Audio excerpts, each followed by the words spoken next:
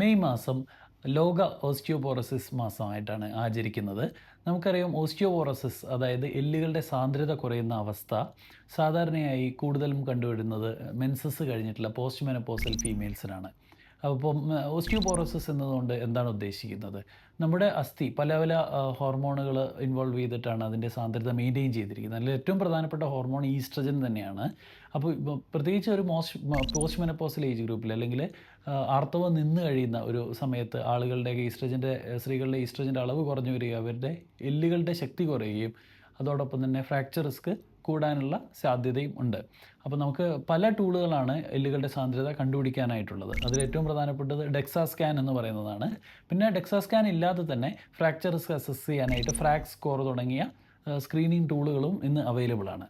അപ്പം കൃത്യമായിട്ട് അവരവർ ഒരു പോസ്റ്റ് മെനോപോസൽ ഏജ് ഗ്രൂപ്പിൽ എല്ലുകളുടെ സാന്ദ്രത ടെസ്റ്റ് ചെയ്ത് അതുമായിട്ട് ബന്ധപ്പെട്ട വിഷയങ്ങൾ, അതായത് ഒരാളുടെ വയസ്സ്, അദ്ദേഹത്തിൻ്റെ സെക്സ് എന്താണോ എന്നുള്ളത്, പിന്നെ അദ്ദേഹത്തിന് എത്ര കാലമായിട്ട് ഇപ്പോൾ പല രോഗങ്ങൾ ഉണ്ടോ, ഡയബറ്റീസൊക്കെ പോലുള്ള രോഗങ്ങളുണ്ടാവുള്ളത്, മദ്യത്തിൻ്റെ ഉപയോഗം, സിഗരറ്റ് സ്മോക്കിങ്, ഇതൊക്കെ എല്ല് പൊടിയാനുള്ള സാധ്യതയൊക്കെ കാണിക്കുന്ന ഏകകങ്ങളാണ്.